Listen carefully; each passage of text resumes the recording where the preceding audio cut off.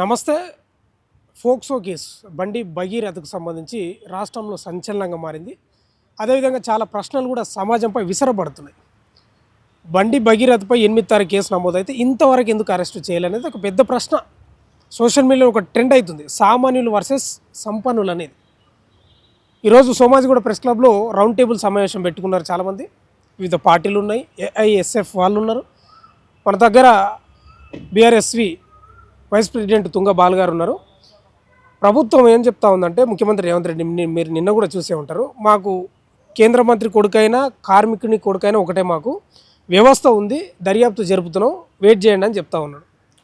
మేము ఏమంటున్నామంటే, మీరు వాస్తవానికి మీరే అన్నారు పోస్కో కేసు అయింది 7 ఇప్పటి వరకు కూడా వాళ్ళ మీద అంటే ఇవాళ ఈ రాష్ట్రంలో ఎవరినైనా హోంశాఖ అనుకుంటే ఎప్పటిలోగా పట్టుకుంటుంది, దాదాపు 24 గంటల్లో పట్టుకోగలుగుతుంది.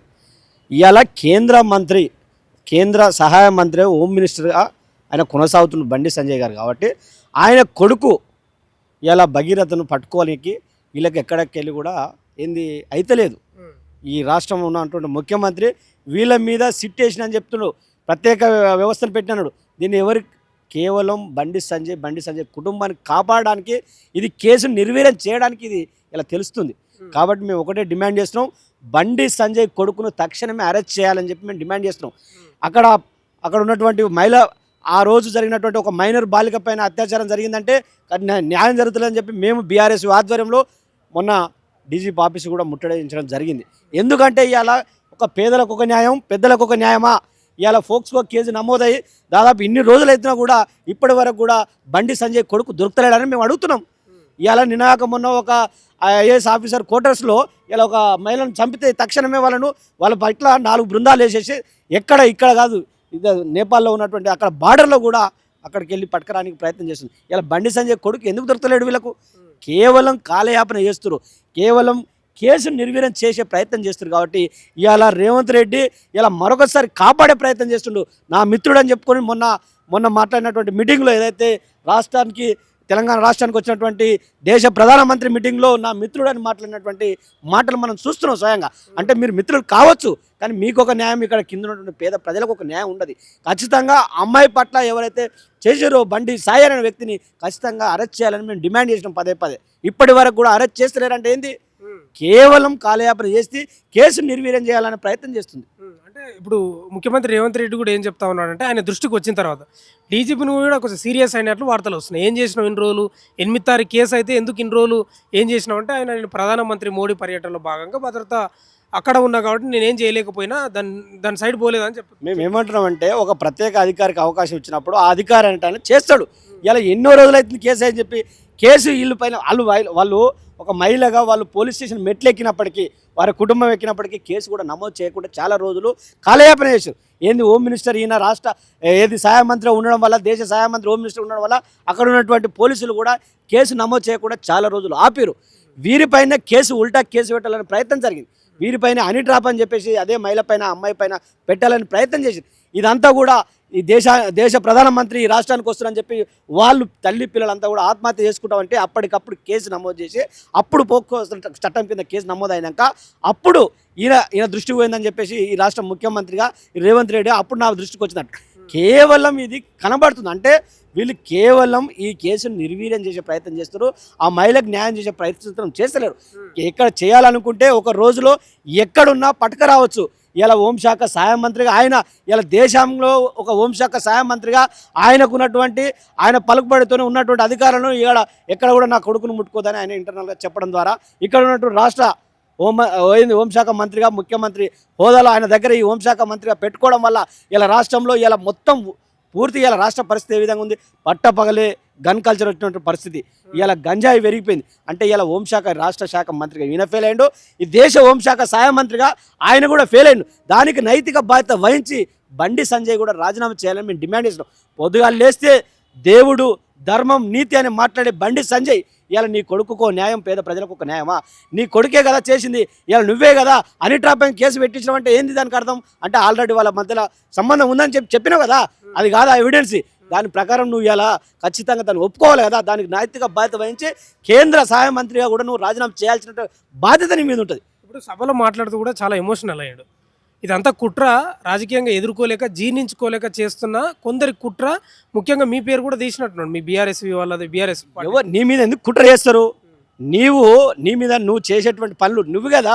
పొద్దుగా లేస్తే దేవుడు, ఆ ధర్మం, నీతి అని మాట్లాడే బండి సంజయ్ ఇవాళ నీ కొడుకు చేసినటువంటి నేరం, నీ కొడుకు స్వయంగా చాలా రకాలైన నేరాలు చేసిండు. ఇలా బహిరంగంగా అనేక ప్లేసులలో ఇలా సోషల్ మీడియా వేదిక చూస్తున్నాం. బహిరంగంగా ఇలా మాధ్యమం సేవిస్తున్నాడు, బహిరంగంగా గంజాయి కొడుతున్నాడు. ఇవన్నీ కనబడుతున్నాయిగా ఎవిడెన్స్. ఇవన్నీ కనబడినవి మాట్లాడితే తప్ప అంటే నువ్వు ఇష్టం వచ్చినట్టు మాట్లాడద్దు. నువ్వు ఇష్టం వచ్చినట్టు మాట్లాడచ్చు. యాజ్ ఏ బండి సంజయ్ అనే వ్యక్తిగా నీ నోరుకి ఏదొస్తే అది మాట్లాడచ్చు. బీఆర్ఎస్ పార్టీ నాయకులు కేసీఆర్ గారి పైన, కేటీఆర్ గారి పైన ఏమైనా మాట్లాడచ్చు. ఇలా నీ కొడుకు తప్పు చేసినని మాట్లాడితే ఇది కావాల్సి చేసినని మాట్లాడతావా? అంటే ఇలా కేవలం నీ మీద మాట్లాడితే కావాల్సి మాట్లాడిందని మాట్లాడతావు. ఇలా నువ్వు ఒక కేంద్ర సహాయ మంత్రివి కదా, ఒక హోంశాఖ నీ దగ్గర ఉంది కదా, నీకేం జరిగిందో జరగదా? వాళ్ళు కేసు పెడతామని చెప్తే వాళ్ళ అమ్మాయి తరపున నువ్వు మాట్లాడినావు కదా. దీనికి సంబంధించినటువంటి వ్యక్తి, నీకు సంబంధించిన ఒక సంగప్పన వ్యక్తి కూడా నీ తరపున పోయి ఒకలా చూసుకొని మాట్లాడింది కదా. అంటే ఇదంతా జరగలేదా? అంటే కేవలం బురద జల్లిదని ఎట్లా మాట్లాడతావు నువ్వు? ఇలా అంతా జరిగింది కాబట్టి దాన్ని తప్పించుకున్న ప్రయత్నం చేస్తున్నావు. తప్పించుకున్న భాగంలోనే ఇలా రాష్ట్ర ముఖ్యమంత్రి గారు రేవంత్ రెడ్డి కూడా ఈయన దోస్తుగా ఈయనకు సహకరించాలని చెప్పేసి ఇలా ఉత్త సిట్ వేసేసి దాంతో కాలయాపన చేసి ఆ కేసు నిర్వీర్యం చేయాలని చెప్పేసి ఇలా హైకోర్టుకు వాళ్ళు ఏంది బెయిల్ కూడా ఇలా హైకోర్టు కూడా వెళ్ళడం జరిగింది. హైకోర్టు కూడా ఏం చెప్పిందో వాళ్ళకి తెలుసు. కాబట్టి ఖచ్చితంగా ఇలా ఇక్కడ పెట్టినటువంటి కార్యక్రమంలో కూడా ఖచ్చితంగా బండి సంజయ్ కొడుకును ఖచ్చితంగా అరెస్ట్ చేయాలని మేము డిమాండ్ చేస్తున్నాం. లేని పక్షంలో రానున్న రోజుల్లో కార్యాచరణ విధి విధాలుగా కూడా కార్యాచరణ కూడా రూపొందిస్తామని చెప్పి సందర్భంగా కూడా తెలియజేస్తాం. ఇప్పుడు బండి సంజయ్ కేంద్ర హోంశాఖ సహాయ మంత్రిగా ఉన్నాడు, రేవంత్ రెడ్డి వీళ్ళిద్దరూ భాగస్వామ్యం అయినరు, కుమ్మక్కైనరు అంటున్నారా మీరు? 100% ఇలా కనబడుతుంది. ఇలా నిందితుడిని పట్టుకోవాలంటే ఎంతసేపు అండి? ఒక రాష్ట్ర ముఖ్యమంత్రి, ఆయన రాష్ట్ర హోంశాఖ మంత్రిగా ఎవరు ఉంటున్నారు? ఇలా ఇదే రేవంత్ రెడ్డి కదా. ఇవాళ ఈ హోంశాఖ మంత్రి తన దగ్గరే ఉంది కదా. తన దగ్గర హోంశాఖ మంత్రిగా బండి సంజయ్ కొడుకును పట్టుకోవాలంటే ఎంతసేపు అండి? బండి సంజయ్ కొడుకు దొరకలేదా వీళ్ళకు? దొరకలేడంటే ఏంది? దీని మీద సిట్ ఇప్పుడు ఫోక్స్కో కోసం నెమ్మది ఏంటంటే ఖచ్చితంగా నువ్వు అవసరం లేదు, నువ్వు సిట్టు గిట్టు అవసరం లేదు, ఏది అవసరం లేదు. నువ్వు ఫస్ట్ పట్టుకరా. ఫస్ట్ కోసం నువ్వు అరెస్ట్ చేసి నువ్వు ఫస్ట్ రిమాండ్ చేయి. నువ్వు ఆ సెక్షన్ల ప్రకారం ఏమైనా రిమాండ్ చేయాలి కదా. నువ్వు ఆ రిమాండ్ చేయకుండా పట్టుకరాకుండా కనీసం పట్టుకోలేకుండా ఉన్నావంటే ఇలా నీకు సపోర్ట్ ఉన్నట్టే కదా. పైన కేంద్ర సహాయ మంత్రి, హోంమంత్రి కాబట్టి, కింద నువ్వు హోంమంత్రి కాబట్టి మీకు ఇద్దరికి అండర్స్టాండింగ్ ఉంది కాబట్టి ఇలా ఆయన పట్టుకోలేకపోతున్నాం. ఇన్ని రోజులైతున్నా కూడా ఎందుకు పట్టుకోలేకపోతున్నాం అని మేము అడుగుతున్నాం. అంటే ఇప్పుడు ఈ డీసీపీ రితిరాజ్ అని విచారణ అధికారి ఉంది కదా, ఈ విలేకరులు అడిగితే చెప్తా ఉంది, ప్రూఫ్ అయిన తర్వాత అంటే చేసిండని, ఆ నేరం చేసిండని కన్ఫర్మ్ అయిన తర్వాత అరెస్ట్ చేస్తామని చెప్తా ఉంది. మరి ఆ మేడం చెప్పిన మాటల్లో తెలిసిపోతుంది. అంటే పట్టుకోవడానికి ప్రూఫ్ కావాలంటే ఇలా వాళ్ళు ఒక మహిళగా పోలీసు మెట్లెక్కి నన్ను ఈ విధంగా ఇబ్బంది పెట్టిడు, ఇన్ని నెలల నుంచి నన్ను ఇబ్బంది పెట్టినని స్వయంగా కంప్లైంట్ ఇస్తే అక్కడ కేసు నమోదైతే ఆ కేసు ఎఫ్ఐఆర్ సరిపోతుంది కదా. ఒక మనిషి మీద ఎఫ్ఐఆర్ నమోదు చేసినాక పట్టుకురావాలి కదా. ఫస్ట్ నువ్వు పట్టుకొచ్చినాక అక్కడ జరుగుతుంది ఏంటనేది తెలుస్తుంది కదా. నువ్వు ఆ ఎఫ్ఐఆర్ వీళ్ళు పోలీస్ స్టేషన్కి వెళ్ళి తల్లి పిల్లలు వెళ్ళి అక్కడ కేసు నమోదు చేసినాక ఎఫ్ఐఆర్ అయినాక ఎవిడెన్స్ సరిపోదా? ఈ పోలీసు వాళ్ళకు పట్టుకురావాలంటే పట్టుకురావచ్చు కదా. కేవలం కుట్ర, ఇది కేవలం కుట్ర జరుగుతుంది. అంటే పేదోళ్ళు కాబట్టి వాళ్ళకి ఎటువంటి రాజకీయ ఏది లేదు కాబట్టి, రాజకీయంగా ఉన్నటువంటి పరిస్థితుల్లో వాళ్ళకి ఇన్ఫ్లుయెన్స్ లేదు కాబట్టి, వాళ్లకు ఎవరు పట్టించుకున్న ప్రయత్నం లేదు కాబట్టి ఈ బండి సంజయ్ ఆయన హోంశాఖ సహాయ మంత్రి కాబట్టి ఈ పోలీస్ ఆఫీసర్ మీద ఒత్తిడి చేసి ఎవరిని కూడా అరెస్ట్ చేయకుండా చేస్తారు. రాజకీయ విశ్లేషకులు కూడా ఈ అంశం గురించి మాట్లాడినరు. ఇప్పుడు దర్యాప్తు ప్రారంభించారు కదా, ఫోక్సో కేసు నమోదైందని. మరి ఎందుకు సామాన్యులకు కూడా ఈ దర్యాప్తు ఎందుకు చేయలేకపోతున్నారు, డైరెక్ట్ ఎందుకు అరెస్ట్ చేస్తున్నారు అని ప్రశ్నిస్తున్నారు కూడా. మరి వాళ్ళు కూడా మేము అదే అంటున్నాం. ఇప్పుడు దర్యాప్తు చేయకుండా ఇప్పుడు చాలా సందర్భాల చాలా దగ్గర కూడా ఈ ఫోక్స్కో నమోదైనప్పుడు చాలా మందిని కూడా అరెస్ట్ చేసి రిమాండ్ చేశారు. మరి వాళ్ళకు ఒక న్యాయమా? ఇలా చాలా సందర్భాల ఈ రాష్ట్రంలో ఈ గత తెలంగాణ రాష్ట్రం వచ్చినప్పుడు చాలా రకాలుగా కూడా అక్కడక్కడ జరిగినటువంటి పరిస్థితులు, సంఘటనలు మనం చూసినాం. వాళ్ళని తక్షణమే అరెస్ట్ చేశారు, కొంతమందిని ఎన్కౌంటర్ కూడా చేసినటువంటి పరిస్థితి. ఇలా అవి కనబడతలేవా? ఇలా కనీసం పట్టుకోవడానికి కూడా వీళ్ళకు అంటే చేయలేకపోతారంటే ఏంది అర్థం? కేవలము రేవంత్ రెడ్డి, ఇక్కడ ఉన్నటువంటి బండి సంజయ్ ఇద్దరు ములాఖత్ అయి రాష్ట్ర హోంశాఖ మంత్రిగా రేవంత్ రెడ్డి, కేంద్ర హోంశాఖ సహాయ మంత్రి వీళ్ళిద్దరూ పోలీసుల మీద ఒత్తిడి చేసి ఎవరు కూడా ఎక్కడ పట్టుకోవద్దు అని చెప్పడం వల్ల పోలీసులు కూడా ఎక్కడ కూడా పట్టుకునే ప్రయత్నం కూడా చేస్తలేరు. కాబట్టి ఆయన దొరకలేడు. పట్టుకునే ప్రయత్నం చేసి ఎంతసేపు అండి? 24 గంటలు పట్టుకొస్తారు. కాబట్టి వీళ్ళు పట్టుకోవాలనే ప్రయత్నమే చేస్తలేరు. కాబట్టి ఇది కేవలం అక్కడ ఉన్నటువంటి ఈ కేసు నిర్వీర్యం చేయాలని చెప్పేసి అక్కడ ఉన్నటువంటి అమ్మాయిని ఇబ్బంది పెట్టే ప్రయత్నం చేస్తారు కాబట్టి ఇది తగదు, ఖచ్చితంగా పట్టుకోవాలని మేము బీఆర్ఎస్గా డిమాండ్ చేసినాం. మొన్న కూడా డీజీపీ ఆఫీసర్ దగ్గర కూడా రిప్రజెంటేషన్ ఇచ్చినాం. ముట్టడి చేయడానికి పోతే కూడా అక్కడ మమ్మల్ని అరెస్ట్ చేయడం జరిగింది పోలీసులు కూడా.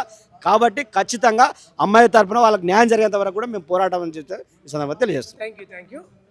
ఈ ఫోక్సో కేసుకు సంబంధించి బండి సంజయ్ రేవంత్ రెడ్డి కుమ్మక్కైండ్రు అనేది ప్రధానంగా ప్రశ్నిస్తూ ఉన్నాడు తుంగా బాలు గారు. అంటే వాస్తవంగా కూడా ఫోక్సో కేసు నమోదైన 24 గంటల్లోపే అరెస్ట్ చేయాలి, కానీ చేయలే. ప్రత్యేక దర్యాప్తు బృందం అంటే రితిరాజ్ అనే డీసీపీని నియమించడం, దర్యాప్తు చేస్తున్న క్రమంలో ప్రూవ్ అయితే నిజంగా నేరం చేసిండు, లైంగిక వేధింపులకు గురి చేసిండు అని తేలితే అప్పుడు అరెస్ట్ చేస్తాం అనడంతో సమాజం మీద చాలా ప్రశ్నలు విసరపడుతున్నాయి. అందుకే సామాన్యులు వర్సెస్ సంపన్నులు అది నడుస్తూ ఉంది ట్రెండింగ్లో. చూద్దాం ఏం జరుగుతుందో. చూస్తూనే ఉండండి మన తొలి వెలుగు.